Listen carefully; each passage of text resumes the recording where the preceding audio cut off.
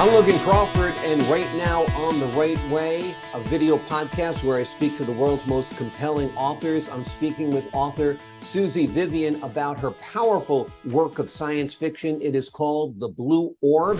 And if you love Harry Potter, if you love Lord of the Rings, if you love that genre, or if you just love a good novel, this is the book for you. Suzy, thanks so much for joining us here today on The Right Way. Well, thank you, Logan. Appreciate it. Oh, my pleasure. I love your book. I want to play Zyrene in it. I think that's how you say it. Oh, He's the yeah. very Yeah, you got it. tall, very skinny. I could use some prosthetics, like maybe a beard and a bigger nose and some white hair. I Yeah. won't go to my colorist for 4 months and I'll have some white hair. And I think I could play him. What do you Yeah, think? you'd be great. Okay, good. The writers are more powerful in Hollywood than the directors. So the fact that you say Oh, I'd be a good Zyrene, that'd be great. all So right. starts out with Zyrene, and he decides he's at the end of his life and he wants to Mhm. transfer his powers into this blue orb. Tell me a little bit about the story. Well, he has an acolyte that finds a stone and he molds it himself so it'll be perfect. And when he starts putting his power into this orb, it's like it takes over and starts taking more than what he wanted to give it, and it actually ended up draining him. So of course then his acolyte decided that he needed to have it worse than Zareen. So he took it from him, and Zareen dies. And um the power of it, the power of this orb is like, the wizard says a spell into it, and then the orb sends this blue power out for miles, and the the spell is magnified a whole bunch, many times. And so he wanted to have the cows give a little more milk, and the chickens to lay more eggs and that kind of thing. Well, it turned out that not only was that happening, but a lot of the women in town ended up pregnant. So Much more way powerful than we expected. yeah, way more than he was anticipating. And then he started feeling weak and he didn't know what to do about it. So that's how he ended up dying. So, It's oh, heck, it's an hang on. amazing story. Tell me a little bit about how you came up with it. Are you a fan of this type of literature? How did you dream up this really wonderful and original story? Well, I have always loved fantasy. I have read Lord of the Rings like 3 or 4 times, and The Hobbit the same. And George R. Martin, I love his books. And I've always loved it. I love the whole thing and monsters and Mhm. wizards. So I thought, it would just be fun to write one. I mean, I didn't. I just wanted to do it. Sometimes you want to do something really bad, and so finally, you take this step and leap into it, and it becomes something. It was actually fun. Yeah. I challenged myself and I had a good time writing it. So not only, I just felt like if I could write a book that people would just have fun reading, like I enjoy fantasy. Mm. If somebody could enjoy my little book, that would be way cool. you know so that's kind of why I wrote it, and I just wanted to create something, so I just jumped in, and The there it process the is. process of writing itself is very enjoyable. Tell me a Yeah. little bit about that. Well, it's it almost wrote itself. I just sit down and think about things and how I wanted it to go, and then I just start writing. I'd end up with 10 pages. Mm. It was fun that way. Every day I committed myself to writing something on that book, and so I did. And of course, then you write the draft. Right.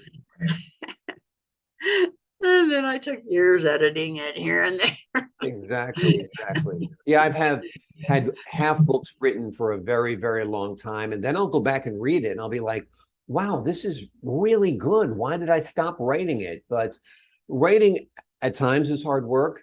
But what I Uh, like best about it, maybe have the same experience, is that you're in that space when you're writing it.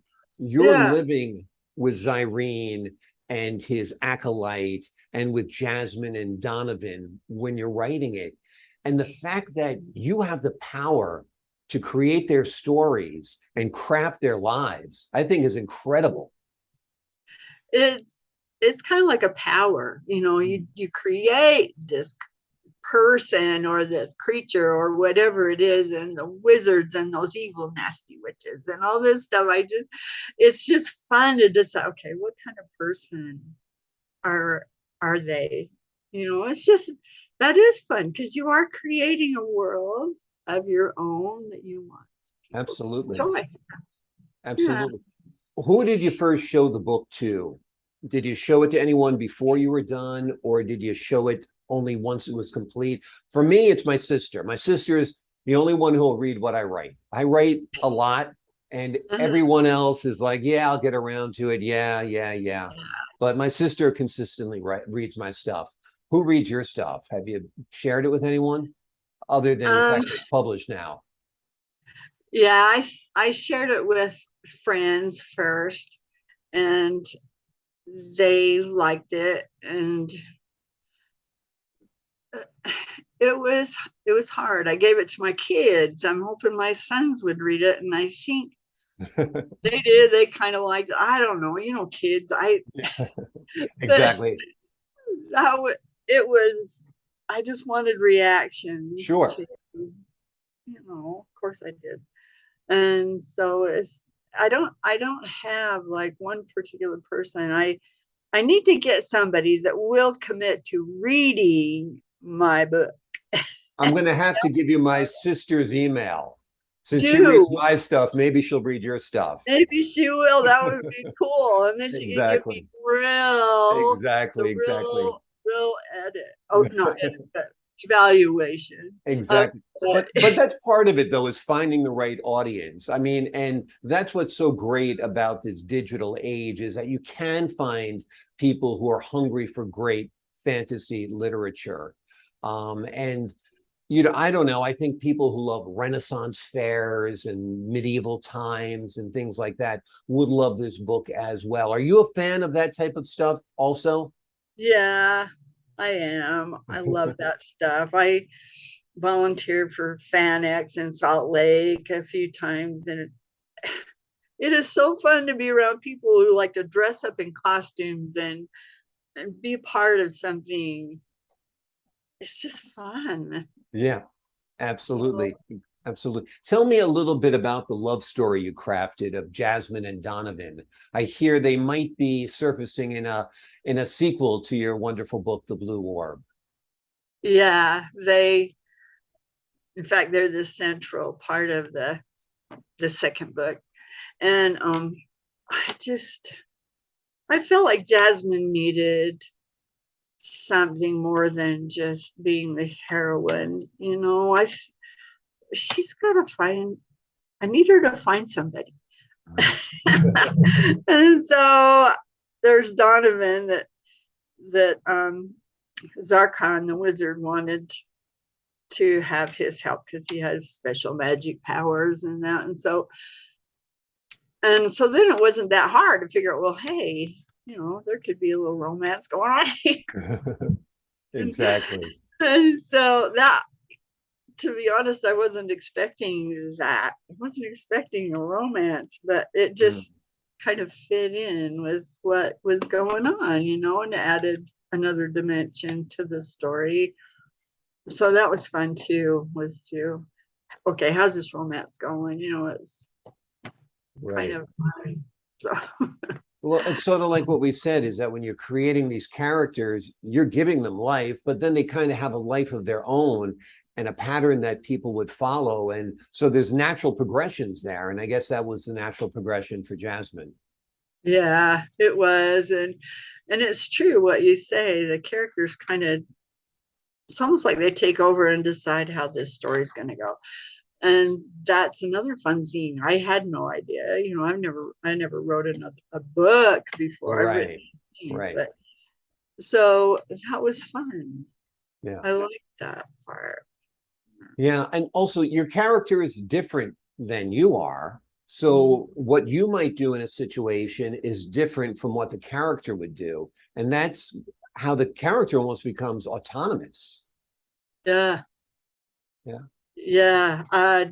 Jasmine ended up being much tougher than I anticipated. Like when she got to the castle and dispatched that soldier, it was like, wow, Yeah. she's really strong and Exactly. Exactly. takes care of herself. And I love that. And I made her little instead of this big, strong Shira woman, you know. I wanted Mhm. her to be a different kind of heroine. So, you know, people would think, oh, she's just this little pipsqueak. I can take care of her. And then she shows them what's what. Right. Exactly. And Exactly. you know, it's kind of like a metaphor for people in general. You know, if you develop your skills and into what you want to do, you can do a lot more than you think, Absolutely. regardless of who you are. So Well, I think anyway, that concept of power is evident in your book. When Zyrene gives the orb power, it's much greater power than he ever envisioned. Were you trying to say something there about the power within us, that it's greater than we'd ever conceive, or something like that? yeah, that yeah, you can give power and end up with more Right. and become bigger. And I don't know, I like the whole self-assurance and keep maintaining your power in life.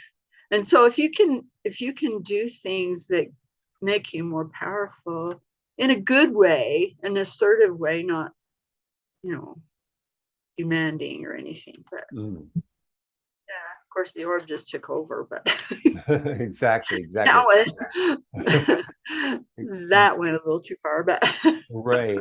There's it also was themes of betrayal in it as well. He's betrayed by his acolyte who promises to take care of it and has selfish motives right from the start. And other people have selfish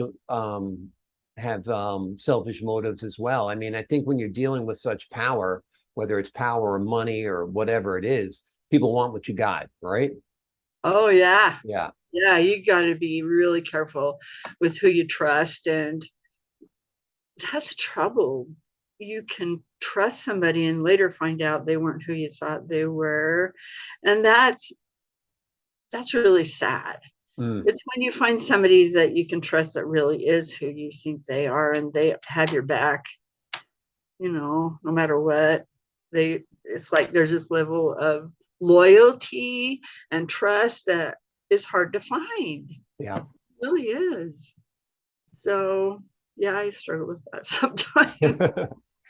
Life, you know. Absolutely. J.K. Rowling infamously wrote Harry Potter while sitting in a cafe on I think it was like a placemat or something, or napkins or whatever it is. Tell me a little bit about your writing style, where you started writing this. Did you do it on your laptop or did you do it longhand? How did you like to write?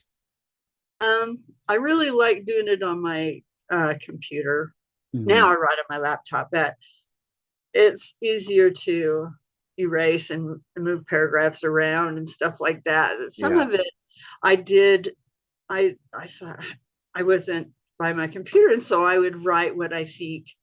And so I'd write a portion of it. And I did that with the that black guy, the black anyway, now I can't remember his name. Oh my gosh, my own character. Anyway, he was an assassin, and Right. so I just started writing his on a piece of paper. So there were ways that I like to write it down because I wasn't home or anything. But Yeah, you know, you get an idea and you think, well, I better write that. So exactly. I like to do that too. Yeah. So What I'll often do is I'll send an email to myself. Like I'll be driving or something, and I've got a great idea and I don't want to forget it. It's, an aspect of a work that I'm writing. And so I'll just quickly write an email to myself so I remember that, they were at the fair, it was after sundown, and that's when the clown takes out the big knife or whatever it is. Ooh, cool. It That sounds like a sounds good one. good. Exactly. I do like Stephen King too. Exactly. So, Who are your favorite writers? well, besides J.R. George R. Martin, and well, I do like the Harry Potter. I read all the Harry Potter books too, and Tolkien as well. I like Steve Martin. Steve Martin. Hello. Steve Martin's a funny guy. So, and He's I so think he's funny. written some as well. Yeah. And I watched a show. It's called Only Murders in This Building, something like Right. that, and it's so funny. Anyway, Stephen King and Dean Koontz. I like his stuff too. He writes some fantasy that's really good. So those are my favorites. Right. Well, you seem to have a style similar to Dean Koontz, where it's like very readable, very page turnable. I mean, Oh, I like that about it. I like to think when I'm writing, or when I'm reading rather, but I don't want to be, I don't know. I like something that flows. I guess that's what I'm yeah. saying. And your book really flowed. It was like absolutely a Oh, page turner, which was, I think, is a good compliment. that's the best. Thank you Yeah, so much. absolutely, absolutely. Really, So really appreciate tell me a little bit about you. You're living in Utah, or have you been in Utah your whole life? Tell me a little bit about your journey. it. Yeah, I've lived in Utah from I live in Layton now, which is northern Utah, all the way down to St. George. I just moved from St. George. I lived there about 3 years. I just needed to live there. There's this place, Yeah. and I loved it. But I was too far away from my kids. I have 2 sons and 7 grandkids, and their sweet wives, and so I decided I need to be closer. So here I am in Layton, but it, I lived in Provo because I married a man that lived there, and I so I liked Provo. I lived there for, gosh, I guess it was about 20 years. Mhm. And then it's just been a journey. You know how it is. It just moved to Yeah, St. George, try that absolutely. out. Move here, try it out. Exactly, exactly. Maybe Costa Rica would be good. Way to Oh, it see seems like a we're lot going of people down are it. retiring down there. I guess it's warmer and nicer beaches than around here.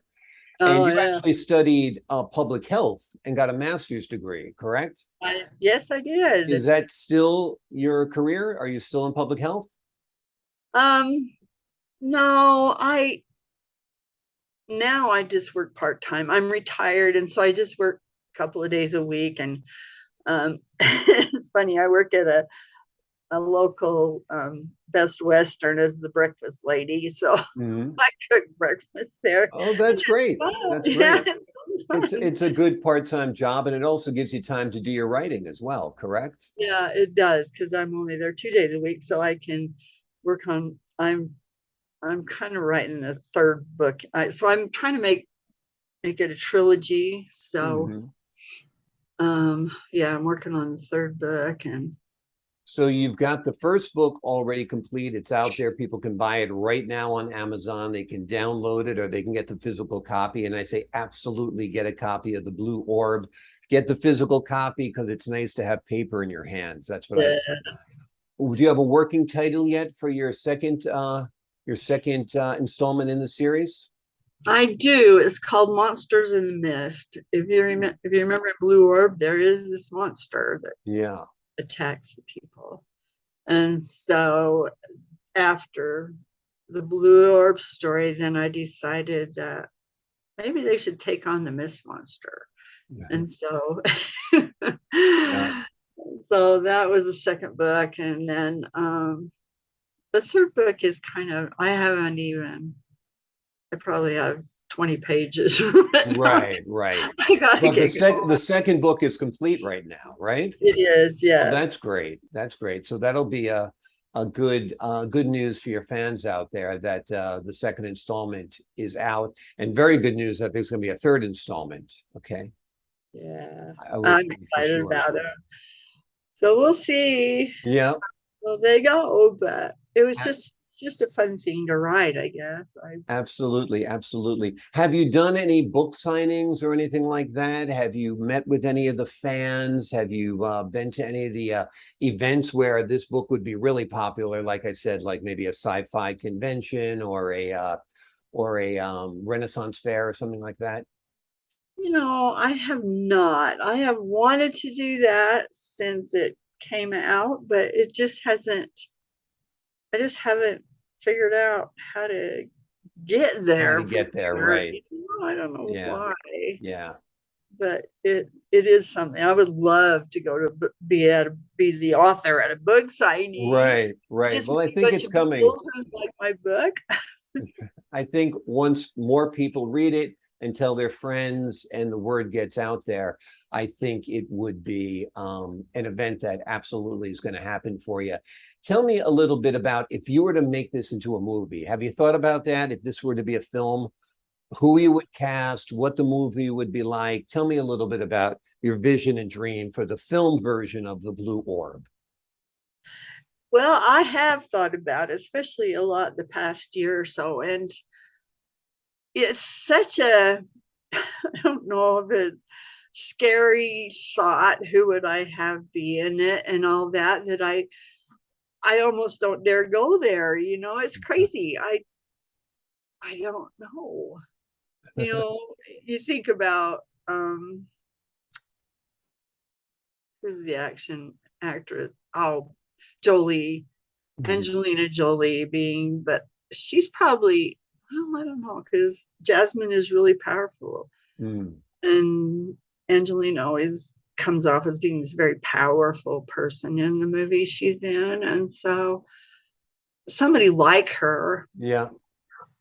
um, Donovan, I think there's a lot of people, a lot of men that would be really good. I really like the new guy in 007. Oh, okay. Oh, Daniel Craig. yes, Yeah, yeah. He's a very intense actor. I was going to he say either is. Daniel Craig or maybe Chris Pine, if you're familiar with his work. He's kind of like become the new action hero. Oh, and who does he play? Who's Chris it? Pine is in the Star Trek episodes. He plays Kirk. Oh, So, oh, okay. yeah, as a Yeah, sci-fi fan, you got to yeah. start watching I know. the I gotta newer get Star caught Trek. up. Yeah. Oh, Chris Pine is the new big star hero type. I mean, he's kind of like a young Clint Eastwood or a young Oh, Kevin Costner, something like that. Yeah, oh, okay. That would be absolutely. perfect. That would Yeah, be okay. So we perfect. got Angelina Jolie and we've got Chris Pine. Yeah. And so I think that's a good choice. And you have me for Zyrene, Yeah, here's which is Irene. yeah, which is an excellent Absolutely. choice. Yeah. Yes, yes. And I can see somebody very evil being my acolyte. I would like somebody Yeah, almost like comically small. I'm 6'6". yeah. So if I Oh, had like an acolyte who was about 5'6", like maybe Danny DeVito or something, I oh, would think that that would would be be good. Yeah, great. yeah. He could be really evil when he wants to be, right? Oh yeah, he's very evil, Danny The bad DeVito. That's for guy. sure. Oh, Absolutely. that would be awesome. That would be great. That would be great. So tell me about your writing now. Do you usually write in the mornings? Or do you write in the evenings? Or when do you write? When the feeling Kind moves of, you? yeah, kind of when the spirit moves me, and it's usually like afternoons. I can just sit down at my computer and whack away on it, trying to Right. get it, and it's going. It's just I don't know. You get to a certain age, it's like, well, I have to really be in the mood. I It's understand. not good. It's not good. I'm not as dedicated as I need to be. Right. Well, you've gotten two books written already, so that's a lot of Yeah, dedication right there. And yeah, sometimes it is hard getting the third together, and sometimes you just have to wait for the timing to be right for that inspiration to strike you. I mean, I know when I write, some days I'll write, a couple of paragraphs, and other days I'll write, 20 or 30 pages. So it Yeah. depends on your mood that day and what's flowing in your head. They say a lot of authors like to write early in the morning when they're still in that very like dreamlike state. They find Oh, that I very should try that inspirational. Yeah. So you because I should do try that. that. Get up early, early, early. And while Yeah. you're still a little foggy, while your brain's still half in that dream state, right. I think it's a good Ah. recipe for a lot of people. They say that's why authors actually like alcohol because it brings Really? them that dream state. Oh, Yeah, yeah. exactly. There's a So I'm reason. not saying you should start drinking. I'm not saying that at all, but No, I, Hemingway and other writers have done it in the past. So it's a tried and true formula, but I don't advocate it on this show. I'd get no, in trouble. no, no, Absolutely. I couldn't. I have a hard time with it anyway. Yeah. Gives me too much anxiety, which is weird. Alcohol should calm me down, but it. No, no, no. As I've gotten older, I've totally eliminated it just because it wasn't good for me. Tell me a little Yeah. bit about your favorite films, because I think there's a connection between what we watch and what we create. What type of movies do you like? Oh, I love chick flicks, but I. So now you got to write a rom-com for your next book. I do. I Oh, you're writing really. fantasy, but you're enjoying, Melanie Griffith movies or something, or Julia Robert movies, you know? Oh yes, Yeah, yes, yes, yeah, yes, and yeah. So of course, I loved Lord of the Rings. yeah. That, but I like the Minions and Gru. Hmm. Your grandkids probably like the fact that you like the Minions too, right? Yeah, Yeah, and watch it. exactly. Exactly. But What about Game of Thrones? Were you much of a Game oh of Thrones yes. fan? You know what? I haven't watched it. I I read all the books. I Oh, okay. I have watched some of them. Yes, I have. I take that back. I have watched some of them, and I love the dwarf guy. He is so cool. Yeah, exactly. it, I do. I really do like it, and I love the dragons and um, the dragon lady, Right. Danny. So I have watched some, and I need to get back. I probably ought to buy this series or something. Mm, But it right. seems like it goes on, right? It's a long series. The first season I found was terrific. I really enjoyed that.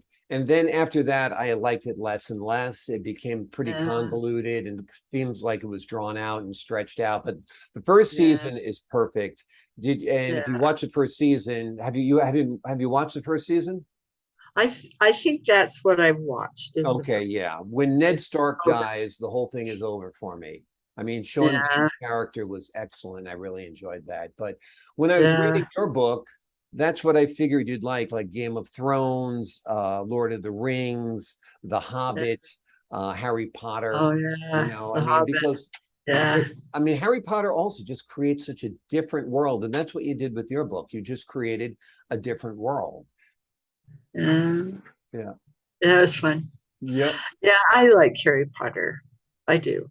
I like all the fantasy, but Yep. I like it's like I like reading them as much. Well, except for some of them. Some of them I love the movies, but Right. I love reading the stories. Yeah. It's like you just dive into this other world and Right. Yeah. escape all the other junk you're facing. Exactly, exactly. Well, Yeah. that's what you did with your book. The name of the book is called The Blue Orb. Suzy Vivian has created a completely different world centered around a stone that has immeasurable power and how it affects the lives of people who come into contact with this stone. And it is a book you don't want to miss. It's a movie that Hollywood wants to make.